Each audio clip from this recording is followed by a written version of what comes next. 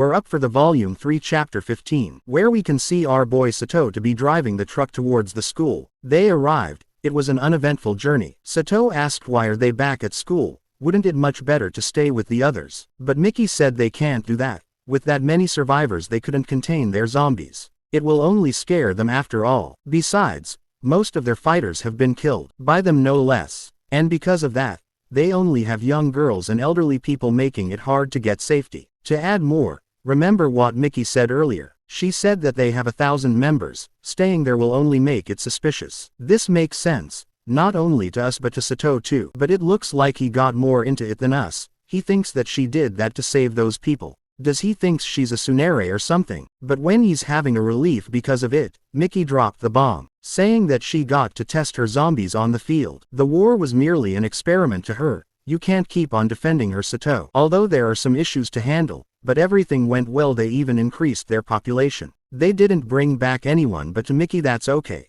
She walks forward, maybe excited to infect the new zombies. Don't even get me started how they got their hands in a gurney. Maybe the nurse office. Their school is rich, huh? Because of what Iwasa said earlier, Sato forced to think that Miki is not a bad girl. She's just manipulative and unpredictable. Boy, you need some treatment right away. How could you turn a blind eye on that freaking large red flag? Are you a girl in love or something? God damn. Inside the gym, Iwai, the captain of the judo club, and his members are all tied up like a modern mummy. Surprisingly, there are no scratch on him. The rest of the judo club are also in good shape, while the regular zombie students was even abandoned because they couldn't move. The judo club exceed everyone's expectations. I hope your family does that too. I know, buddy, that must have been tough, but I'm here for you. Back to the story. The judo club fought with the Kamigawa's melee squad, but they didn't even scratch them. It must have mean that they dodged the enemy's attack. To think that Karin managed to beat them all in a single day with them using judo techniques on her. Just what kind of monster is she? Sato is scared that if they have more like Iwai they'll be in trouble. Does he not concern that even just having two Karin is much of a trouble? As you've expected, Miki wanted more zombies like Iwai. They can't just use normal zombies. They need someone who still had their talent intact. What they need isn't the number, but strong zombies. They also need a zombie shepherd and a zombie stable. If Miki's information is correct, they might get more of that kind of zombies. This is getting more and more interesting. Just what kind of zombies will get added? It's as if she's a necromancer or something. Breaking the silence, Miki remembered her promise about Sato's reward and asked him what he wanted. Our boy's mind is floating. He doesn't even know what to say at this point. He didn't thought that the reward was actually true. After all, it's Miki we're talking about. She looks so happy, saying that she should reward her retainers as a queen. That's an interesting face you have there, my queen. You have no right to complain, Sato. Think of it as an honor. The watchers must have been wanted a mommy-type girlfriend. Karin then butt in, grinning, and said, "Should I give your reward?" Shocked and embarrassed, Sato didn't think this far. Her reasoning was simple. It's because he did well in the battle. A good boy need to be rewarded, right? Woof woof. A reward from these two beautiful girls must have been a heaven for Sato. A reward only means one thing for him, and that is... Oh shit. We can't show that here. We'll just blur this out. The smile of those two quickly faded when they saw Sato having a nosebleed. Ha ha ha ha, what the hell, man? Who would get nosebleed from being horny? Do they really exist? Disappointed, Miki didn't want to give him a reward anymore. This disheartened Sato, but Miki said maybe next time. This immediately got Sato standing hard happily. His hope that they could do it next time make him stand hard. I am going to jail for narrating this shit. What the hell did I choose to recap? Inquiring about Saruwatari's progress on the job they had discussed, Miki gave him a call. Saruwatari responded, holding a sheet of paper that had the names of the surviving members. He sent several of the members who used to grow vegetables as a hobby to oversee the cultivation. Following Miki's instructions, they are currently making progress on the reconstruction inside the building. After the call, he intended to tell those members with basic knowledge of plumbing and electricity to examine the fuse box and the plumbing system. By giving them hope that someday they will be saved and keeping them busy, they will keep them in control. Panic is not what you want in a zombie apocalypse. Folks, moving and keeping your mind occupied is the best way to relieve stress. Saruwatari has figured this all out already. People tend to do crazy things if they have time on their hands. Think about it. What do you think you'll do if you don't have internet? You'll get crazy for sure. That aside, Isawa are not used in ordering people, making it hard for him to adjust. Miki left that for Saruwatari to handle. She then asked what about Sudo's group, and Aisawa said that he split them into two and gave them work to do according to their ranks. They get along well because they are friends, and they don't bother anyone. Then Miki asked how safe he was when he ordered Sudo around, and Saruwatari answered that thanks to her speech, he couldn't touch him. After all, he's just relying on Miki's orders. Saruwatari changed the topic about scouting. He wants to add even just one more person to help him, but Miki immediately said no. He's the only one who needs to do the reconnaissance. That's his job, and he needs to do that alone. This is somewhat his punishment for what he did in the past. She then proceeds to order Saruwatari to tell Iwasa to bring sweets the next time he goes back. Sato and Karin quietly sit nearby.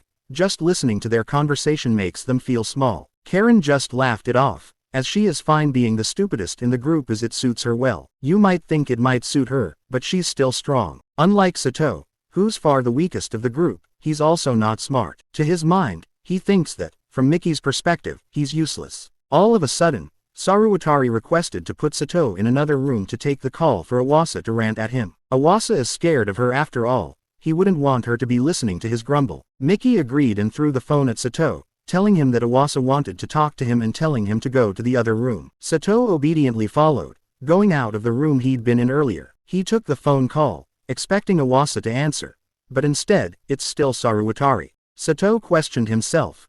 What does he want? He thought. Saruwatari wanted to tell him something before putting Iwasa on the phone. In a serious tone, he warned her to be careful with Miki. Sato doesn't seem to get it completely. Saruwatari explained that it's about how Mori was zombified. Sato just casually said that it was an accident, but Saruwatari said it was not, and he saw it with his own eyes. It was all planned by Miki when he got bitten by a zombie. It's as if he's saying that killing him is needed to keep the peace, but it's not like he didn't deserve it. She is not the good girl that Sato keeps on defending. She intended to make him a zombie from the very beginning. It is up to Sato to decide what to believe. But then again, it's not like Mori didn't deserve to be killed. Saruwatari should be lucky he was left alive after doing all that cruel stuff. Of course, this would confuse Sato's mind, as he can't understand that killing is necessary to survive this apocalypse. He demanded an answer, but Iwasa had already taken over, crying his eyes off and shouting for help. It's as if it's an emergency.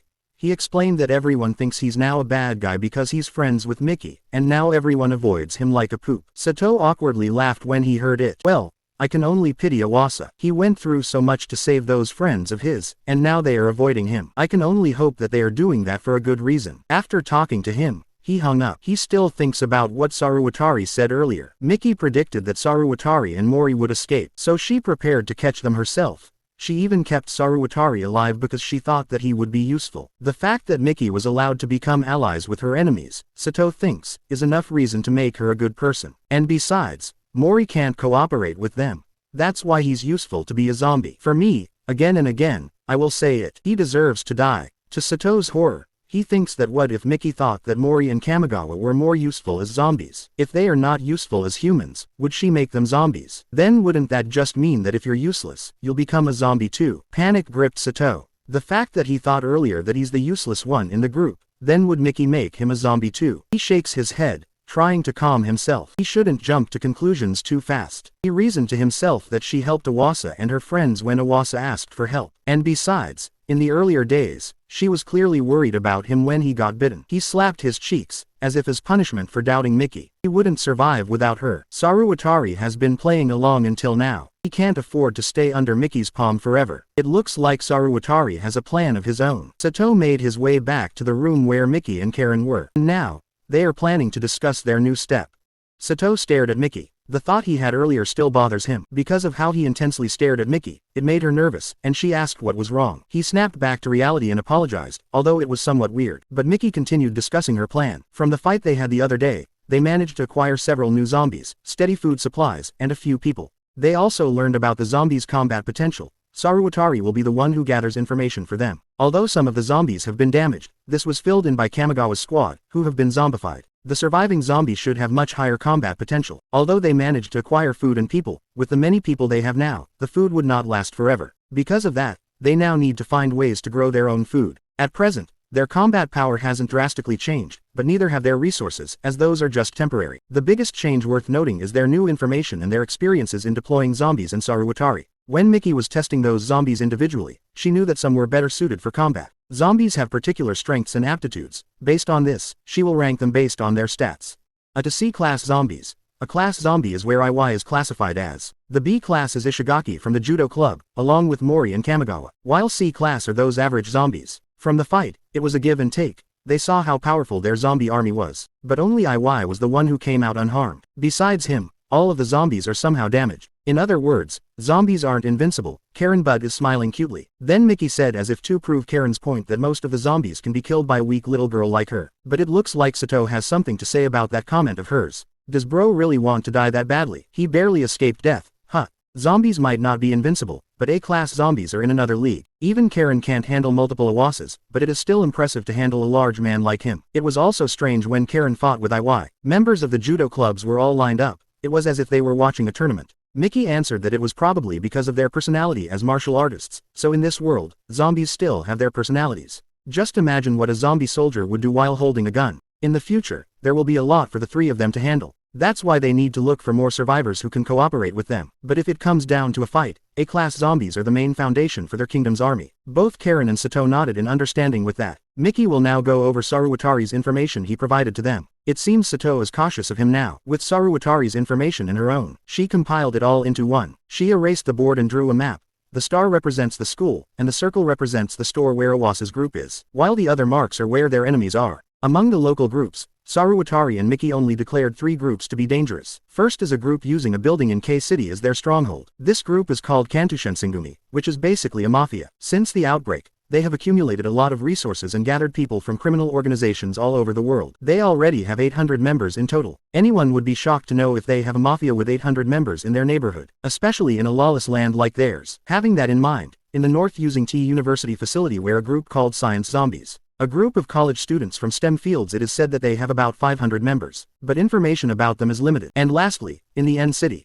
they have a group called Rooks and there are about 30 of them. Of all the 3, this one is the most dangerous one. Sato asked why are they the most dangerous one when they only have 30 members. Miki explains that Rooks stands for Real World Champion, a group of martial experts. Just like them, they are an elite group that kills zombies only with their bare hands. Basically 30 people like Miki and Karin. That's practically cheating at this point. Being a small group is also an advantage for them. They only little food and they are more mobile. If Mori's group quartet is parasites sucking up to their own group, the RWCs would likely be hunters. In the past month, they've attacked other groups and looted their food. That's why there is so much information for them. The other 2 groups stayed in their own stronghold. They haven't caused much communion. Unlike the RWCs where they always causing trouble, since they can kill zombies they can also easily escape from them, which means they can move freely. They don't need to stay in their base to be safe. That's because zombies aren't a threat to them. They are the threat. To them, killing a regular zombie is like killing a bug. But the biggest problem is not yet announced, because the biggest problem is that they are heading southwest, which is where their school are. This shocked both Sato and Karin. It's been a month since the outbreak. Those survivors group will make their move sooner or later. To survive this they have 2 objectives. First is they need more A-class zombies to launch counterattack and they need to eliminate the RWCs. To do that they need to go to somewhere specific. This gets Sato nervous and asked where. Karin smiles, and answered that they are going to a concert hall, which leave the 2 in confusion.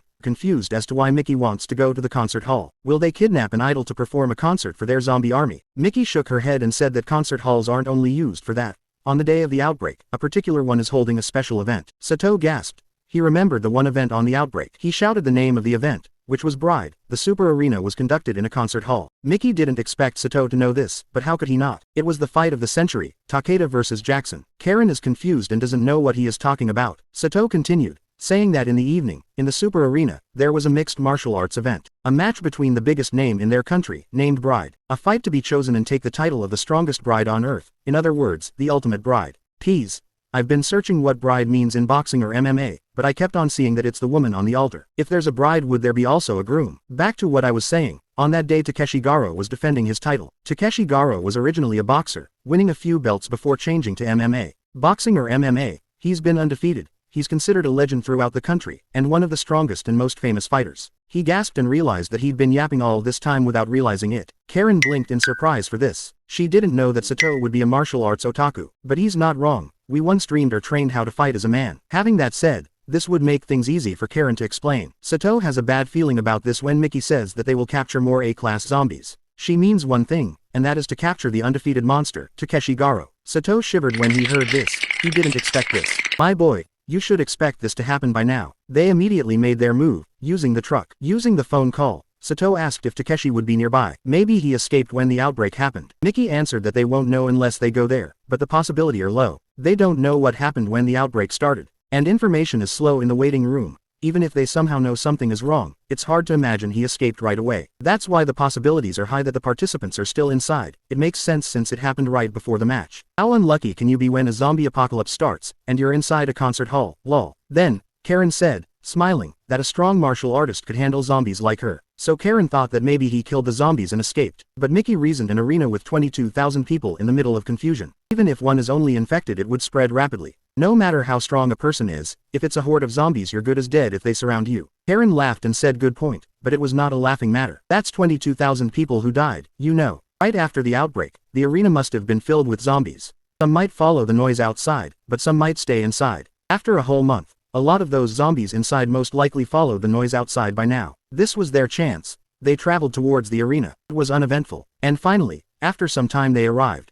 Found a place to park and inside the truck. Miki instructed that their priority is capturing Takeshi Garou, but that's not all. Sato grinned, laughing devilishly. Karin was confused and asked if she meant Takeshi's opponent. But Sato answered proudly that in a tournament, there isn't just the title match but another small match as well. The tournament has 7 matches total of 14 fighters. You brought the truck to carry them all right, he said, grinning and acting cool. That's cringe. Those two didn't expect him to be this smart. Even our queen has an interesting face she's making. And since many of the participants came from a gym with other members, many of those fighters came to support their friends. In other words, there should be a lot of A-class zombies inside. Those A-class zombies should be inside the participants' waiting match. Miki verified their routes using the internet. Although the number of zombies inside the arena decreased, there were still thousands of zombies inside. Then, Karin had an idea. She looks for it inside the box and points out the drone that they will use. Using the drone, they can see inside the building with its camera. At the same time, they can play music to lure the zombies away. Using this method, they can lure the zombies away. If they do this a few times, they could lower the number of zombies inside. The sun is already setting, and this is taking them a lot of time. The whole place is enormous after all, and it's still a long way to the waiting room. Though it takes a lot of time, they cleared out a lot. There should be only a few more left. Miki asked Sato to take over, and he agreed. Looking at the laptop where the live camera is, then they saw something. It's not a zombie, Miki immediately said to Sato to turn back. He complied and turned to the corner. Everyone's surprise, they found a little girl inside.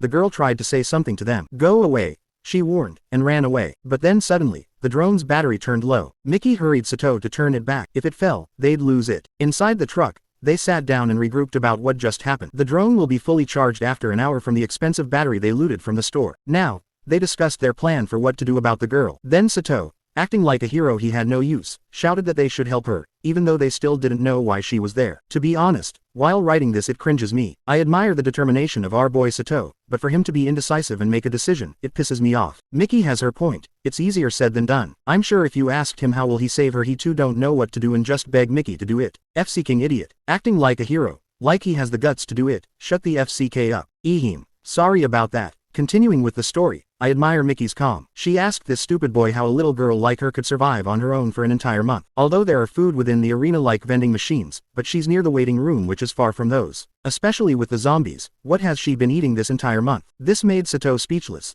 That's right, shut that mouth of yours, dumbbell boy.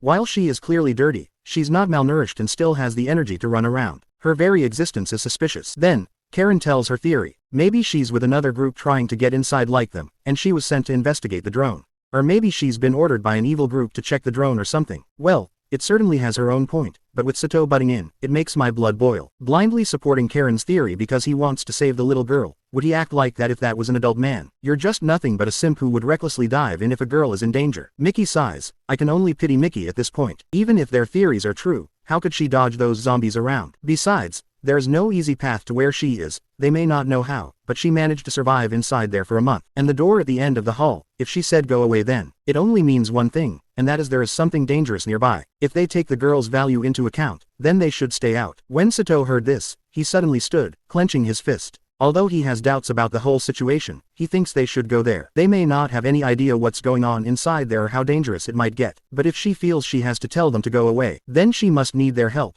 Although it was a bit cringe, but he's too kind and naive for the zombie apocalypse. I know someday he would put his team in danger. Miki was shocked by Sato's dedication and couldn't help but smile. She said that he was right, and while smiling, she thanked him. Just like Sato said, they'll go to the waiting room as planned. But this time they have one more objective on the list, and that is to save that girl. They made their way inside, quietly going inside. Check the surroundings to see if there's any zombie in sight. Using the map, they can tell that she ran down 3 waiting rooms. And to tell where exactly is she using, you can easily find the room by looking at where a room has no dust. Most rooms will be covered in dust if it's not used for a month. All they need to do is to look for a room with no dust. While looking for it, Sato found a door with no dust. He looks at Miki and Karin before opening the door. He breathes in, nervous about what's gonna happen before opening the door. As soon as he opened it, a zombie who was a fighter standing alone in the room jumped out. Already expecting this, ran and dodged his attack. Miki already predicted this, though they don't know what's inside the room. But it's either a human and the girl or a zombie and the girl. Either way, the possibility is high that they will get attacked. She may be with a human, but a zombie. How could she be with a zombie?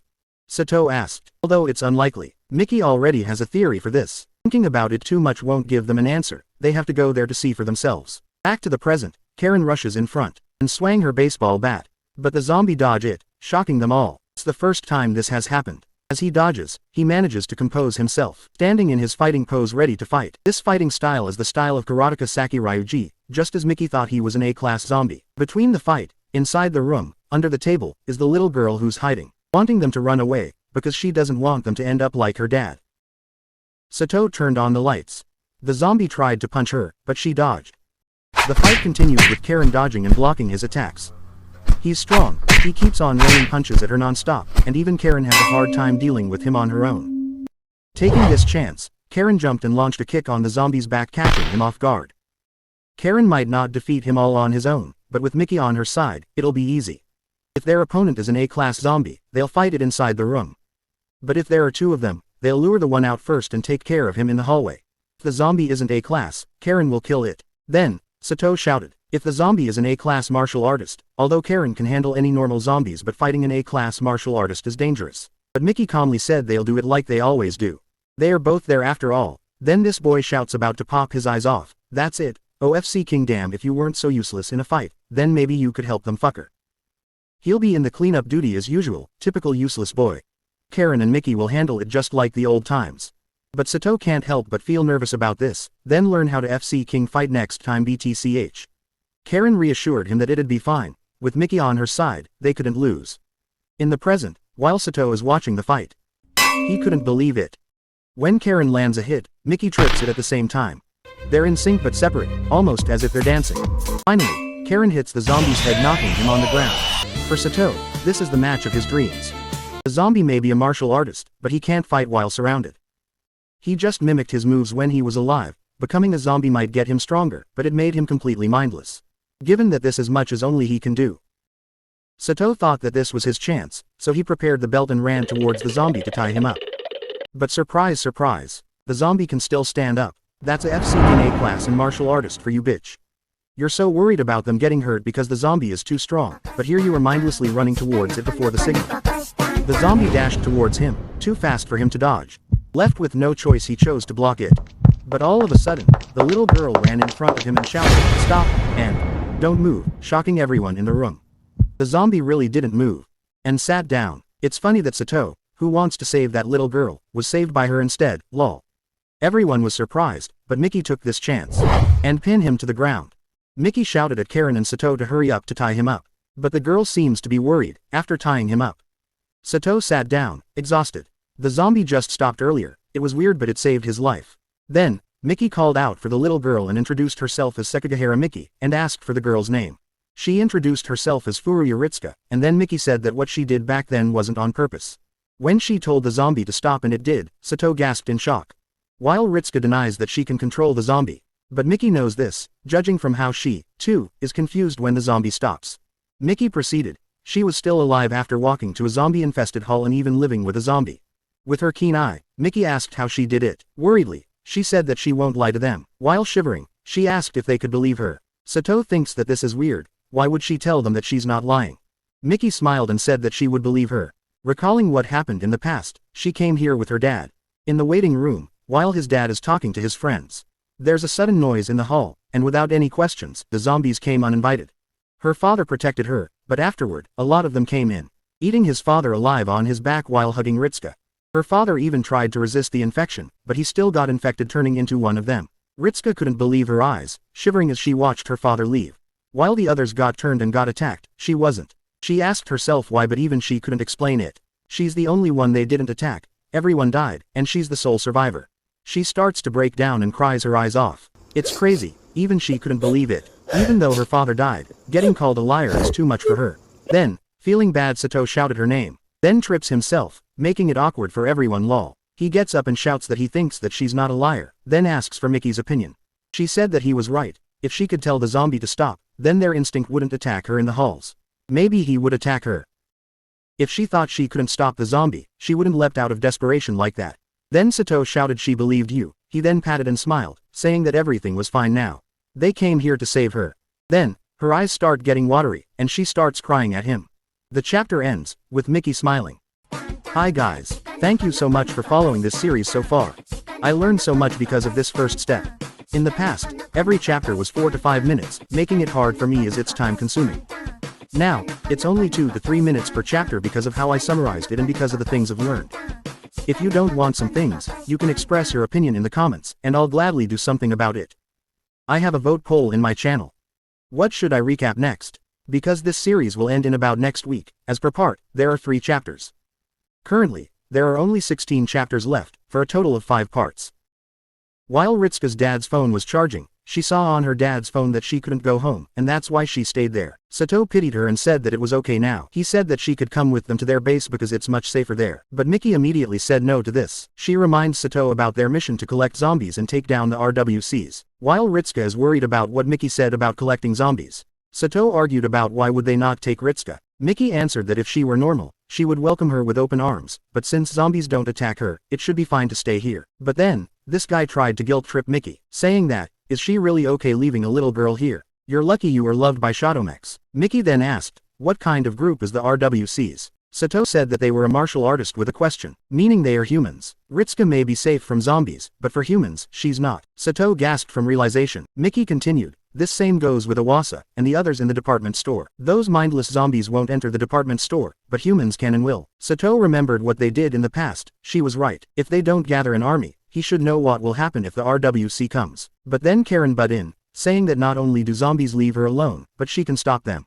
Making everyone in silence. She explained her point. She stopped a zombie by ordering it. Not only do they don't attack her but she can order them too. This made Ritsuka scared, but then Sato stepped in, protecting her, and argued that they still don't know for sure if she can command them. Though she stopped the zombie earlier, that doesn't mean it always works. Then Karin asked if it was just a coincidence. Instead of arguing, Miki said that they should just test it. Miki said what Ritsuka's been worried about, that it's scary not knowing if she can do it. Ritsuka admitted this, but Miki reassured her, she won't get hurt, and since she's worried about what happened back there, they should test it. Whether or not she could control the zombies or not, what's more important is that she won't be scared anymore. Ritsuka, while her voice is shaking, she asked if it didn't matter if she couldn't do it. Miki reassured her, if she can't do it, they won't bring the topic out ever again. With enough courage, she agreed to test it. Miki stands, smiling brightly. Since they are surrounded by zombies they are short in time, but this is for Ritsuka. Besides, they already have a tied-up zombie on hand. Miki asked for Sato and Karin's help. While tying him, Sato couldn't help but worry. Zombies don't attack Ritsuka, so they should leave her here. If they don't do this the RWCs will come. It's better to test if she can control it or not to allay her fear. But for some reason, he had a bad feeling about this. Finally, the zombie is now fully tied up in the locker.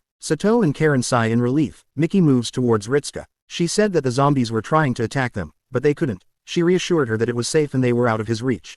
Now the real test will begin. Miki said that she should say stop and don't move and said that it's just a test. And so, Ritsuka followed and shouted don't move. But the zombie still moved. Was it a coincidence after all? Miki came close to her ears and said that it was serious this time, and tried to imagine Sato being attacked. Ritsuka remembered Sato's kindness. With her eyes watery, she shouted stop. To everyone's shock, the zombie completely stopped. It seems that she could stop a zombie, and it's not far off from the mark. Sato noticed Miki's eyes and her intentions. The bad feeling he felt earlier, and Miki's behavior and expression. She is planning to use Ritsuka to capture zombies. Suddenly, a loud bang was heard on the door. This proceeds with multiple banging on the door. Behind the door are zombies. The banging became louder. Why are the zombies here when they lure the zombies out? Miki answered that they probably came back, while Karin said that they weren't that quiet to begin with. Maybe they heard their voices or footsteps. From the noise, Karin can tell how many zombies are there. This surprised Sato, but more importantly, the zombies can't break down the door anytime soon. Karin asked what the plan was, but this made Sato gasp. He overthinks that Miki will use Ritsuka.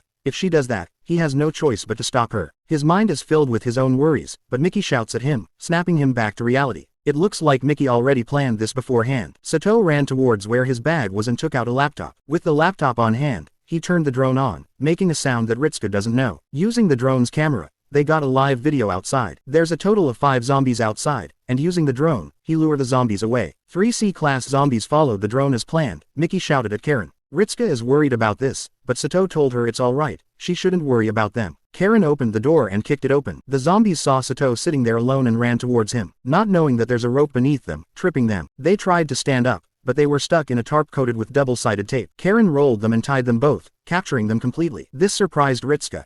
In the truck earlier, Miki planned to use small drones placed in the hull so that if zombies came to them, they could use the drones to lure them away. While if there's a zombie they can't lure, they'll use the tarp. Karin asked Sato to help her move the zombies around the corner. While moving them, he noticed a familiar scar on one of the zombies. The scar belongs to Ishigari Akira, one of the fighters. He wasn't supposed to fight. That's why he's in his civilian clothes. He only came here to watch. This makes him their second A-class zombie, but 2 isn't just enough for Miki. They should get 5 at least, and it should have him. Then, Ritsuka asked why they were capturing zombies. Since they haven't explained why they are there, they took their time to explain it to Ritsuka. Even she couldn't believe that there are world martial artists attacking people, but they can't deny the report they got. For Miki, it's stupid that people attack each other, but they can't do anything about that. Since they're a small group, the others couldn't protect themselves either. That's why they have to gather strong zombies to protect them. Ritsuka got it, but Sato, acting like a scaredy cat, told them that they already have 2 and that they have Ritsuka. For him, this much should be enough. But Miki won't be going anywhere without Takeshi Garou. Ritsuka was alarmed by this because she saw where he was. When she was still confused and didn't know what was going on, she looked around and noticed someone in the ring. And that's Takeshi Garou standing on the ring. Sato was about to cry when he heard this. Hope sparked within him,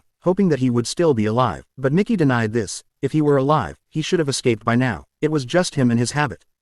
He was about to fight. He was heading to the ring, and he's just waiting for his opponent. This touched Sato and made Karin excited. If they have him, they could push back the RWCs and have the strongest zombie in the country. But the fact that he's standing in the ring only means trouble. Sato and Karin are confused about why Miki said that Takeshi Garou being in the ring is a problem. She explains that she assumed that he would be in the waiting room because the commotion started before the match. If the zombies appeared indoors, people would flee outside or find a safe place outside, so all the fighters should be in the waiting room or in the halls.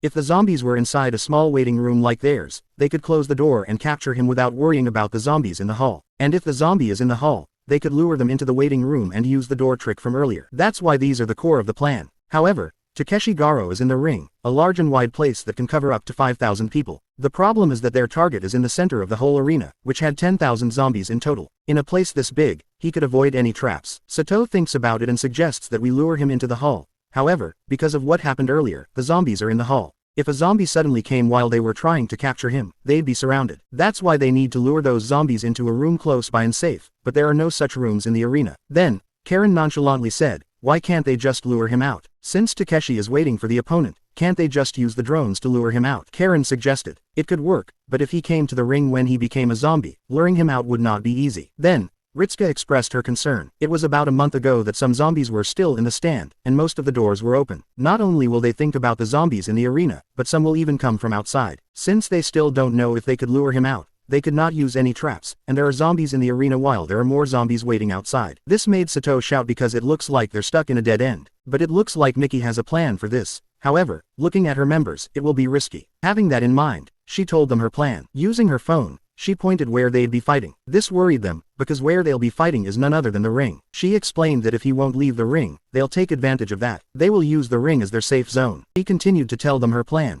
However, this made them more worried. Sato doubts if he could do it, while for the first time, Karin is actually against the idea. However, they have no choice because there are only 3 of them, and on top of that, she's risking her life too. And she wants Ritsuka's help. Ritsuka clenched into Sato's clothes. With her determination, she told them that she'd do it. Miki asked how about Sato, will he also risk it? Even a little girl like Ritsuka is willing to risk herself. Ashamed of himself, he slapped his cheeks and made up his mind to do it. Miki then announced that the operation to capture Takeshi Garou will now be executed. They chose to go to the participants' entrance as a route because not many zombies are there. They used the drone to scout ahead, lure the zombies, and slip in. The route they decided to take was the safest of them all, repeating the process of luring and slipping in. They managed to arrive at their destination, which is the participants' entrance. They walked in and were immediately greeted by Takeshi Garou, who was standing in the ring like a statue. With their determination intact, they made their move.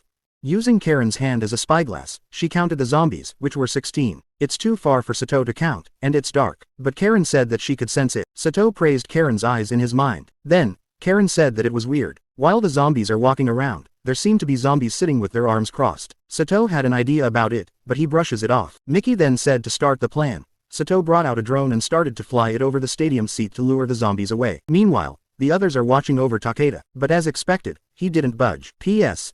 Takeda is Takeshi Garou. I don't know why they are calling him Takeda, but I'll be doing that from now on. Takeda didn't move, but his eyes were tracking the sound of the drone. He's aware of it but is ignoring it, but this is still within their expectations. He came here to fight, after all, so he doesn't care. To add to that, the sitting zombies aren't moving either. As Sato thought, these zombies are true Takeda fans. He confirmed this as a Takeda fan himself. Those zombies turned into their die-hard passion, and they are waiting just like Takeda. Karin asked if they wouldn't move unless the fight was over, and Sato answered yes passionately. Karin asked about Miki's opinion, and judging from her zombie experiments in the school, Sato's answer is possible. They have no choice but to trust Sato for now. They are a bit disappointed about the die-hard Takeda fan thingy, though. Having that said, he brought the drone back and told Ritsuka to proceed with the plan. With smiles across their faces, except for Sato, it made her more determined. She set out and ran for it. As for the plan, we'll go back to earlier. After luring the zombies, Miki wants Ritsuka to close 6 doors in the halls. Ritsuka asked why there are 6 when there are over 20 doors. Miki answered that the opportunity was too short to close them all. Once they captured Takeda, they had to take him back to the hall. That's why they need to buy some time for that too, but in order to do that, they have to close 6 doors near the catwalk. Sato was still worried about Ritsuka's safety. Miki reassured him a FC King 100 times that this is not something they could do, and only she could do it because zombies don't attack her. They don't have to argue with your caring nature. Dumb boy, you're making this hard for everyone. At least, Ritsuka closed the final door. I'm worried about how they're doing. She looks at the arena just to see Sato only in his boxers, Miki wearing Sato's clothes, and Karin wearing a round girl uniform. Sato and Karin have their own worries. Back to another flashback. To secure their goal, they need to get there. However, if an ordinary person gets too close to Takeda, he might attack them. But if he's waiting for his opponent like a boxer, there's a good chance he won't attack them. But hypothetically, if someone other than his opponent or the referee didn't know how he would react, that's why they are going to be the ones who can only enter the ring. Sato is confused about what Miki said. She explains it.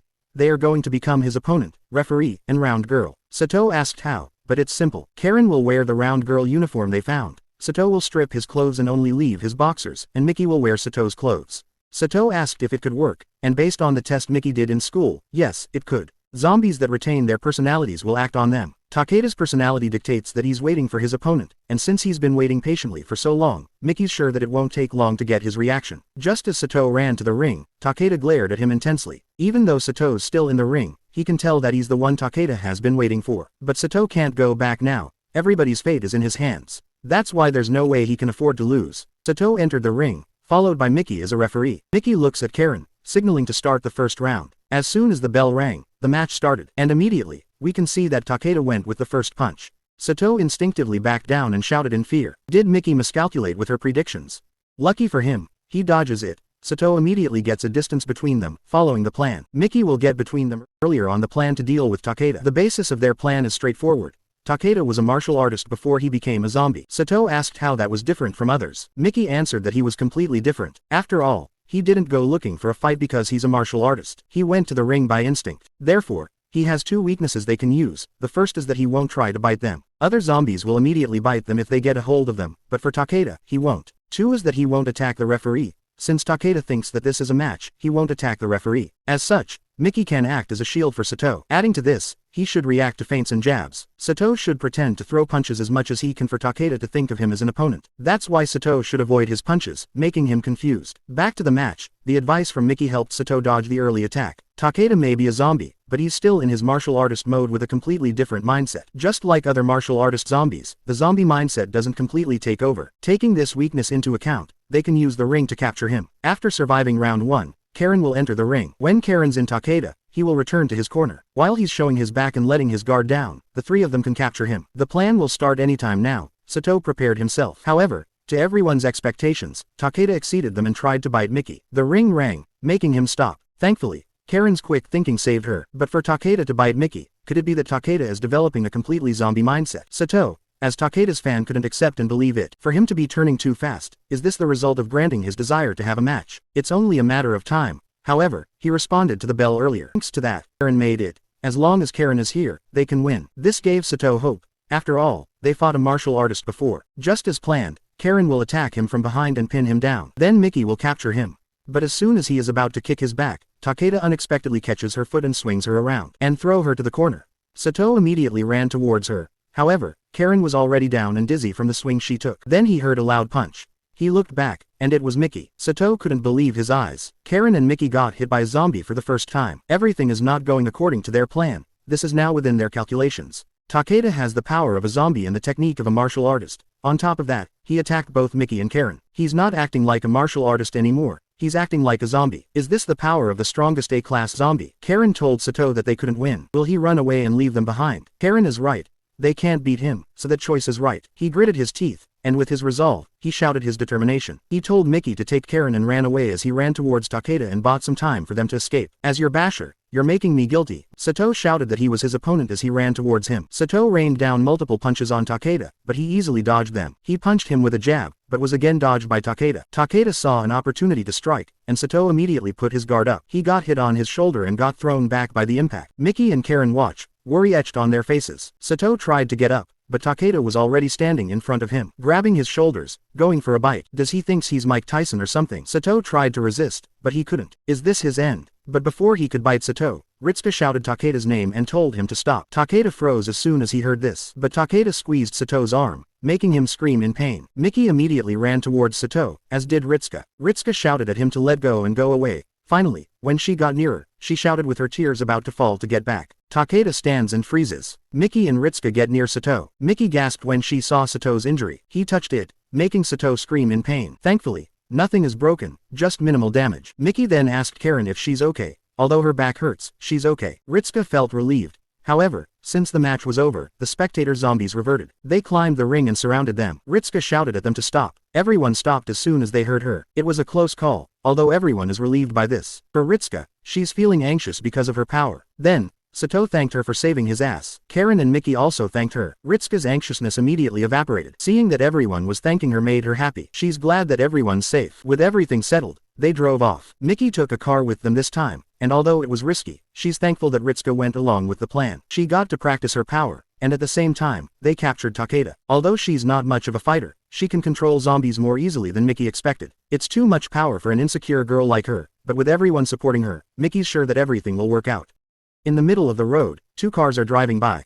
The driver looks at his phone, but it seems that they are lost. Suddenly, their car stops, out of gas. It's as expected, since it was abandoned when they found it. Looking in the side mirror, dozens of zombies are walking towards them. He told his group to get ready. 3 guys went out. Their body is well built. Everyone gets out of their vehicles, surrounded by zombies. But to them, it wasn't much of a problem. The first guy in a hoodie attacked the zombie using a metal pipe. They are a group called RWC, a group that attacks people and steals food. Every member has martial arts training. That's why they can fight zombies too. Their plan is to go to the school, Sato's base. RWC's group leader, named Mizuhara Shun, and his second in command, Araikoji. They got the intel from a group called IY's group. The information they gave is that there are 3 students in the school with stockpiled supplies, and they can do as they please. 2 girls, a hot one and a lowly. They celebrated when they heard this, while they thought that the guy was their bodyguard. Group lied that the school is one of their bases and brought some food over and girls. They thought that they did this for them to ignore their group. One of the members thought that the so-called bodyguard was having fun with those 2 girls. Just thinking about it made their blood boil. Their leader calmed them down. In the intel, apparently the bodyguard is a coward. On the rooftop, Sato saw RWC's group coming in. 3 days ago, as soon as they got back, Miki told them that the RWC would attack soon. Their plan is to trick the RWC into thinking that the group is stopping them from attacking their base by giving information about the school. But in reality, the school is bait to lure them in. In the first step, Miki told Saruwatari to give him false information. Since their group is pretty notorious, their information is reliable. By luring them in, they will deploy their A-class zombies. The RWCs aren't just thieves. They attack and kill people and even rape women. If they don't stop them now, they'll keep doing it. Now that they could take them out, it's their responsibility too. After all, there should be no thieves in Miki's kingdom. Thieves, and kingdom. To Sato, something clicked with those words from Miki. Sato, he's just surviving, but Miki is different. She made her own zombie army, used drones to secure her supply route, used zombies to attack her enemies, and captured the strongest A-class zombie. All of these are part of her plan to make a kingdom. Sato snapped back to reality. Continuing with her plan, she has already made preparations for this. But first of all, Sato won't be participating in this fight. He should take and protect Ritsuka and hide. This is because his shoulder is still not healed, and they can't afford to get Ritsuka captured. They are going to fight in a war while he protects a little kid. Aren't you happy? Your life is not in danger anymore. Accepted the reality that he couldn't do much because of his injury. Sato asked, if the zombies were the only ones fighting, what would Miki and Karin do? She answered that they would just entice them. Back to the present, Sato is still confused about what she meant by that. While the RWCs were walking towards inside, they found Miki and Karin on the third floor. Karin saw this and closed the curtains. Having said that, they planned to use the stairs to trap them. This made the group excited and start running towards them. They easily lure them out because of their own desire. Compared to Sato, he's much more of a gentleman. Although Karin is pissed at their behavior, she still smiles because the fight is within their favor.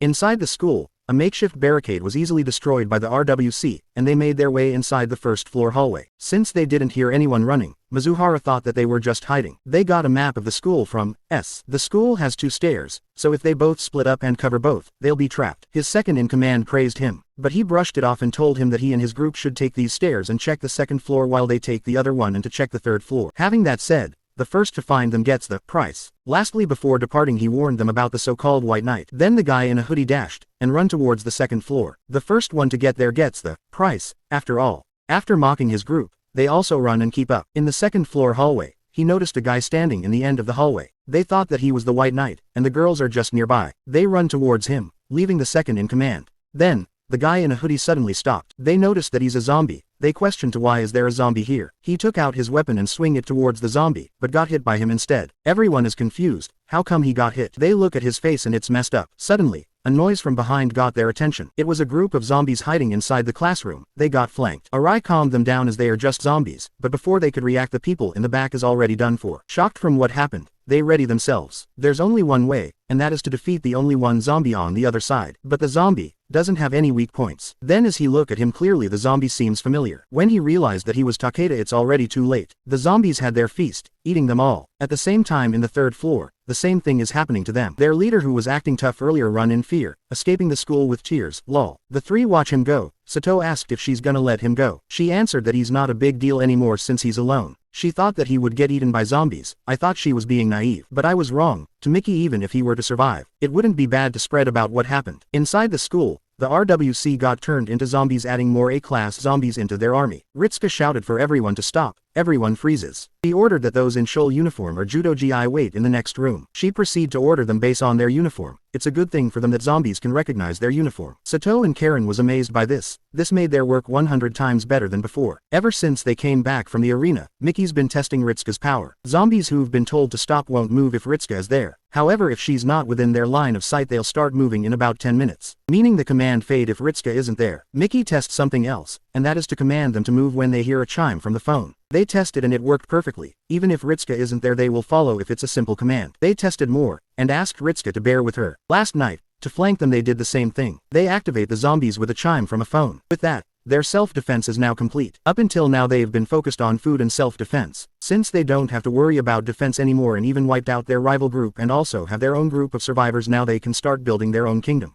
Inside a room, there's a malnourished man in bed. He rationed his food for a month, but it's already gone. For 2 days he only drink water. Is this his end? To die a virgin? He heard a noise, but he thought it's just a bug or something. Since he's been hearing things lately, then he heard a voice. There are people outside causing chatter and commotion. He can't bear to ignore it. He went outside just to see people working in construction. He can't believe what he's seeing. The workers are also shocked to see that there's still survivor there. He asked about to cry if they are survivors. They said yes and he should come with them. Right now, they are building a road. The survivor was confused about this. Earlier, inside the meeting room, Miki said that they need a road. They asked why, because they already have a road, didn't they? However, they misunderstood her. The roads they have now is filled with zombies, so they need a road without zombies. Sato asked how. Miki said that they just need to put walls on it. Since there are construction workers in Saruwatari's place, Miki wants them to make a wall around the department store and the road. They will use drones to move the zombies away, then build a wall and fill in the gaps. By repeating this process they can make roads safely. Sato asked why do they need to do that. After all, they have drones to lure the zombies away. Although it's slow, but making walls will be a lot of work. Miki elaborate her plan. What if they have 10,000 people? But as Miki over-exaggerated,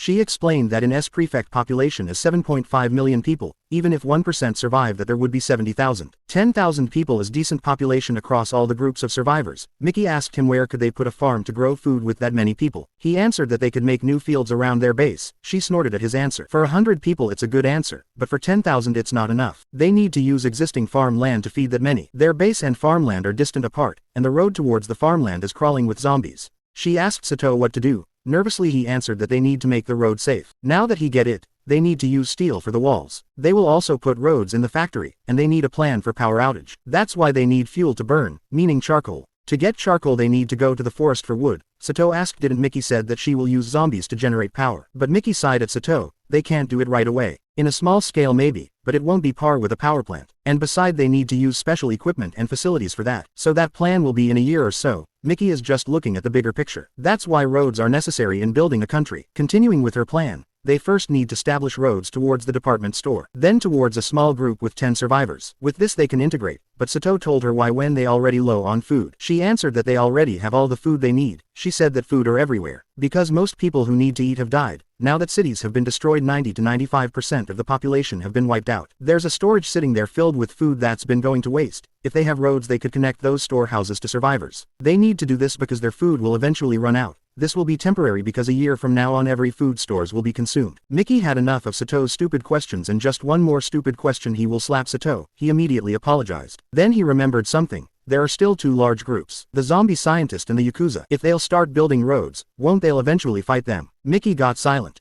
Sato immediately apologized because he thought that it was a stupid question. However, the question is not a stupid, because everything will work out eventually. If they finish building roads, the two major groups will ally themselves to them. Sato asked why would they do that. Miki asked Sato how would he become a major player in a situation like this. He answered that by helping people and making friends. Those other groups got bigger by helping those people around them. That means their subordinates can't say no to a helping hand. This goes without saying because they didn't hurt anyone, and they are cooperating and building safe roads. Although they might doubt their intentions at first, but they'll see a deal too good to turn down. First they make roads, then make their population up to 300. When their influence spread, they'll earn the right to speak with the leaders of the larger groups. They will use that power and influence to forge an alliance. If they join with those groups, their number will be over 1500 if they reach that size. Small groups will have no choice but to follow. Make roads and increase their numbers. They'll just have to repeat this and new groups will come faster and in 6 months. S prefecture will be ruled by zombie scientist, the Yakuza and them. Those three groups will control everything. Karin grinned while Sato felt chills. Miki's words didn't cover the grand scheme, but the way she said it's as if it's already been decided, and sent chills within Sato's spine. He begins to wonder, is there even a place for him after all of those?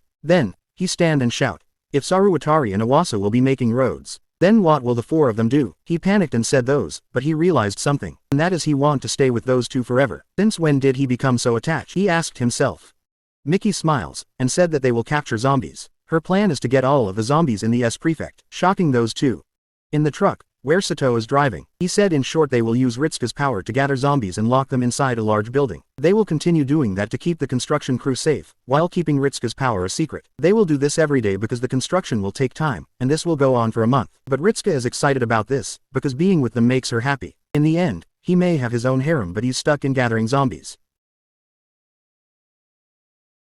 It's been 6 months since Miki told them her plan, and it's now May 20th. In the T University S prefecture, inside the meeting room, the three leaders gathered. Saruwatari Shinji, leader of the quartet, zombie scientist head Kurosaki Ni, and Kanto Shensengumi leader Shinto Takumi. They begin their meeting with the infrastructure, and since they still have electricity, they investigate the cause and learn that zombies are operating the power plant. The only power sources in their region are solar and hydro, and about 80% of the country has no electricity. Furthermore, those zombies don't maintain or repair power lines. This made them worry about a power outage, and because of this, they installed salvaged solar panels. With this, they can supply 30,000 people. Shinto was next to report. As always, zombies are breaking the walls, and this happens once a week. They dealt with it with their regular patrol. Everything went well without any problems. And with their new cargo trailer on their bike, transporting has become a lot safer. However, they lost power where they were cutting down trees. That's why they need a new place. If they have any ideas, he's willing to accept them. Then he asked Saruwatari's report, and he said that they confirmed the status of the SDF garrison. They demanded that he make his report clear. As usual, they scouted using drones. However, zombified SDF soldiers shot it down. Well,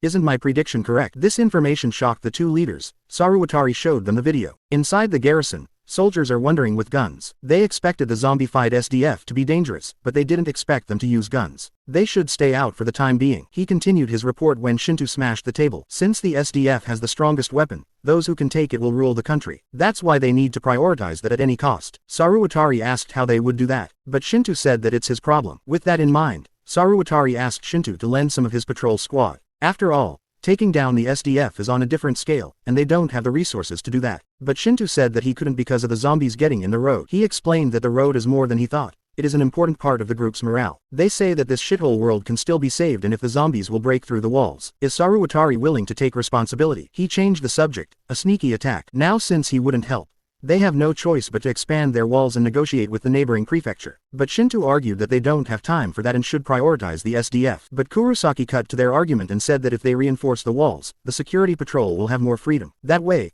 resupplying and assaulting the SDF will be easier. To explain her point, he opened her PowerPoint. Their latest design is the Z-Wall. They were both confused by this. Since their walls are only makeshift and built using salvaged materials, zombies can break through them. And since they've taken a concrete factory, they plan to build a large-scale retaining wall called the Z-Wall. She explains the use of these walls and how sturdy they are. Since their roads are easy to block, but with this wall, they can make the roads larger and wider anyway. It's just yapping about the wall. Even those two had enough of her. Her point is that with fewer patrols, they'll have more extra hands, and with more personnel, everything will be more efficient. With this, walls will come first. Although she's a pain, she's clever. But they should test the new walls first. I mean, the Z-Wall first. They will have a practical test where they set up a wall and have zombies attack it. That's why she needs Shinto's help with this. Though it's a pain for them, it's worth the inconvenience. With her point, he can only agree. After this, they have to deal with the SDF. For some reason, he can't agree to build walls in the neighboring prefectures. To him, roads are equal to weapons. The neighboring prefectures INT will be coming to them sooner or later. They are surrounded by enemies. That's why they can't afford to screw around. When the enemies are at their gates, the two shouldn't say that Shinto didn't warn them. Saruwatari told Miki everything.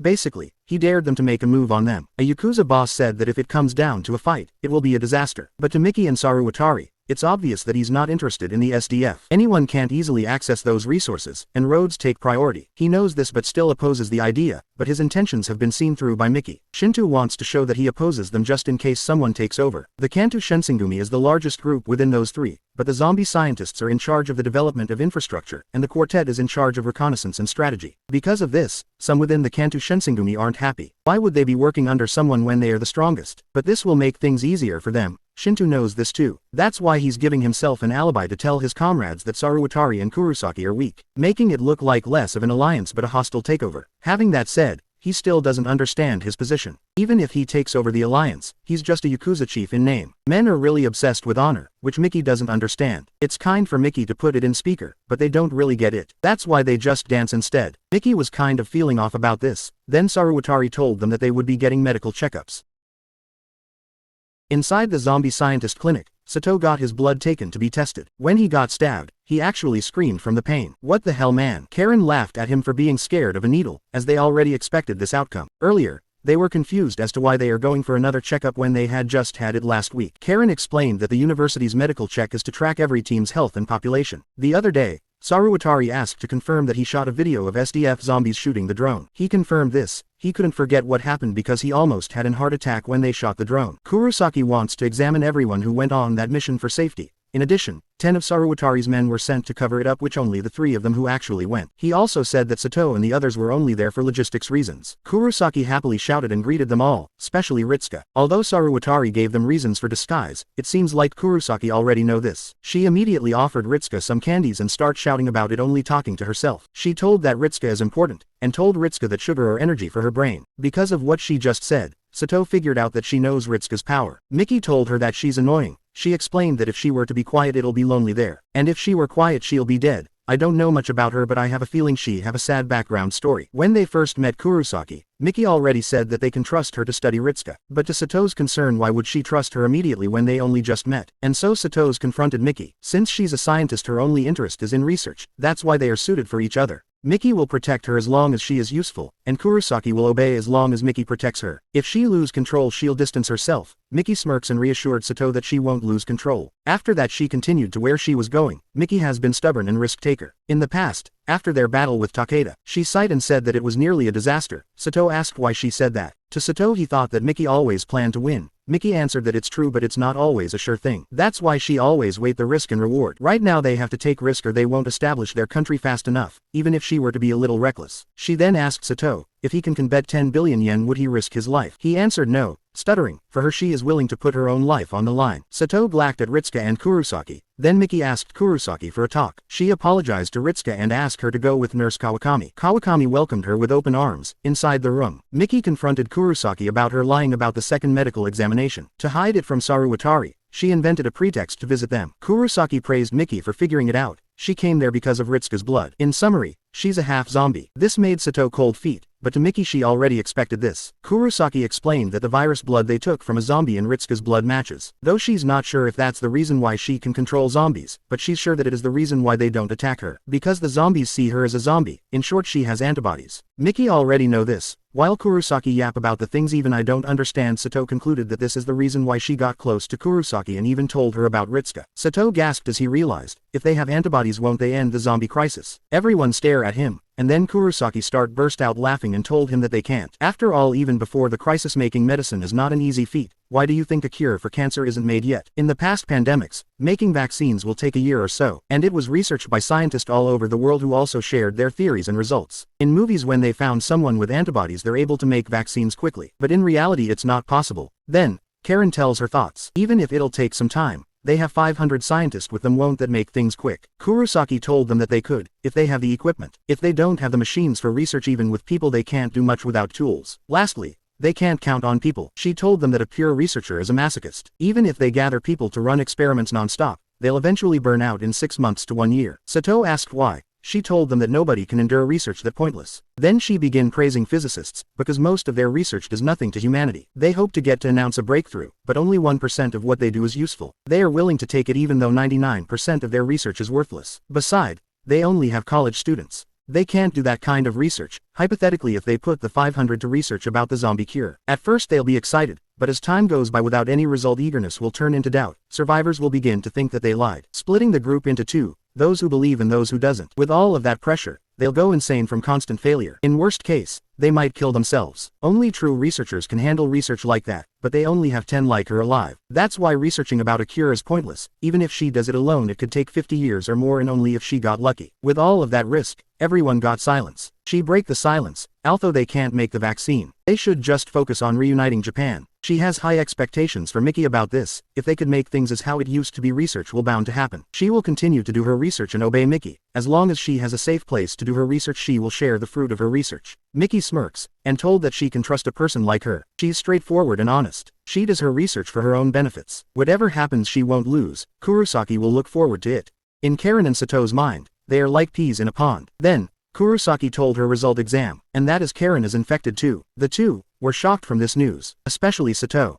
In other words, Karin has the same blood as the zombies like Ritsuka. Kurosaki confirmed this, and to add, it's about the measurement of their grip. Nakiri has a grip of 100 kg, which is close to a top bodybuilder level. Even though you can tell just by the looks that she's not strong, her vision exam results were abnormal, too. She said that she hadn't been this strong before, though her eyesight just got better at the start of the crisis. She thought it was just a natural response to danger. Sato asked Miki if she knew this. She said that although she was unusually strong, she thought a little of it because she could kill zombies, too. But Kurosaki said that Sato and Miki aren't infected. Miki's just weird. Sato asked, unlike Ritsuka, Karin got attacked by zombies. Although she can't pinpoint the difference, Ritsuka's physical strength isn't abnormal. Kurosaki explains her theory of what it means to turn into a zombie. It's the brain that stops functioning properly. It behaves differently from the human brain. That's why zombification is a brain disease, but those two have behaved normally. It's because they have antibodies. However, their effects are different. Furthermore, although it's just her opinion, since Ritsuka can order zombies, it means zombies follow orders from another zombie. Hence it may be possible for another zombie to be commanding a zombie, though it's just an opinion. And in my opinion, I think a zombie commanding another zombie would likely be the commander of the SDF zombies. Just imagine an A-class zombie commanding zombies to attack. That will be a nightmare. Then Karin asked if she were infected, is there a chance she might zombify? It's been in her mind that the infection might spread after all. Ritsuka and Karin are human now, or are they? If by any chance Karin can turn, who can even stop her with a strength like that? To Kurosaki, it's a simple question. After all, a zombie wouldn't ask such a question. If she's been fine until now, she doesn't need to worry. Although she could be in danger if she becomes sick or anything that could weaken her immune system. Or if she would get bitten by a zombie, but at that point, she would turn into a zombie if she gets bitten. Kurosaki mean by this is that they are not invincible. A bite could trigger the mutation. Even if they could not turn into zombies from a bite, it could still result in fatal lacerations. Meaning it changes nothing, Miki said. Everyone has to fear the zombification. Besides, it's unlikely for Karin to turn. That is because Miki's very lucky. She said that with a straight face. For her, if it's a 50-50, she would still win. Karin grinned and thanked Miki. Sato realized that Karin was worried, too. If he were to turn into a zombie at any moment, she could shit his pants. Then, Sato made up his mind and shouted that he won't be unlucky, but Karin doubt that. But Sato keeps on forcing that he has a great luck. After all, he met the two of them. He's the luckiest guy alive. That's why Karin won't be turned into a zombie, he said with an ugly face, making them both laugh. Even Miki have a hard time holding it in. After a good laugh, she thanked Sato with a smile. Although this is a serious conversation, even if Sato will make a fool of himself, if he could make Miki happy and erase her worry, it's a small price to pay. Ritsuka and Karin are valuable research subjects. After all, they are the only two they found to have antibodies. Kurosaki told them to take care of their health, and if something changes, tell her immediately. Then Sato grins and says that being friends with someone as rare as them is what you can call luck. In their group, which has 10,000 people, only 2 have antibodies. Miki is worried about someone with antibodies showing up. Then, Kurosaki wants to take care of them or look into them more, but she's part of another group. Miki agrees to this. Their group is different, and they are part of Saruwatari, which is in charge of reconnaissance, and only connects to Kurosaki by him requesting to check the power plants. Then Sato butted in. Since they had already cleared out most of the zombies in their area, he asked if it would be okay for Ritsuka to stay at Kurosaki's base. With this, they can hide Ritsuka's power, and since they already captured most of the zombies, how about letting her stay for Kurosaki to research her more? That's his thought, which was immediately opposed by Kurosaki. Alt-out staying there is fine, but research will still be going slow, and it would also be bad for her. If other people find out about her power, what will happen? People will start fighting for her. A little girl who was given special treatment will be found suspicious by others, and if they find out about her antibodies, they'll think she's the solution to all of their problems. She will be the target of their enemies and even allies. The Shinsengumi will kidnap her.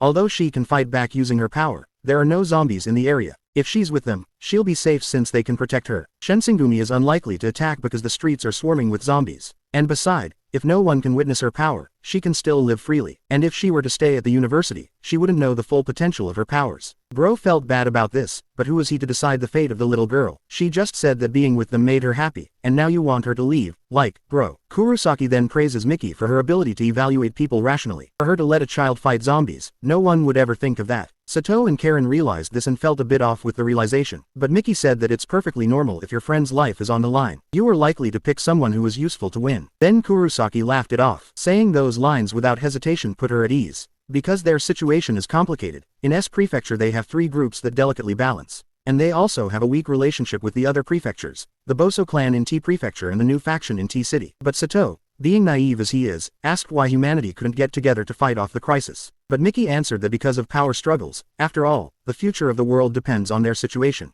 Kurosaki added that their group has progressed very quickly, and because of their fast progress, they've become the biggest target in Japan. Their food and population alone are weapons already. This is just what Miki wanted and predicted. Their group is the best in Japan. Up until now, they're just absorbing smaller groups, but the groups further out will have time to grow and will be different. The other groups want to take Japan all by themselves, but they won't be openly hostile towards them. The strong will avoid a fight. In Kurosaki's mind, she already thought of the worst-case scenario, which is a war. It's the only way to settle things out. Half a year ago, Miki said that they needed to move quickly. Did she perhaps already know that this would happen? Her contact with the other groups was either silence or an unclear response. On their side, they are like a commando unit. They will likely meet their enemies. And if that were to happen, what Kurosaki is trying to say is that taking the 2 that have antibodies is much safer than leaving them at the university. Although the outside is still dangerous for them, to Miki, they don't need to worry. It's because luck is on their side. They survived the apocalypse with only the 3 of them. She's just wasting her breath with the warning. It's just her being worried for them. Lastly, before leaving, Kurosaki asked if they knew something about a strange zombie wandering around. Inside the cafeteria, everyone savors their food. Even if it's just 1 per person, for them to eat a proper meal in the zombie apocalypse is already amazing. Miki wants to investigate the strange zombie Kurosaki mentioned after they finished eating. Kurosaki heard it from the cafeteria. People spotted a zombie on a rooftop, looking at them through a camera. He wants them to handle the zombie that still has a personality, and since they've been fighting zombies, she thought they might hear of him. Nothing hits the bell, although it still makes sense that he's doing that since he's a zombie with a personality. Karin asked Miki's opinion, but she said that they're going to find out themselves.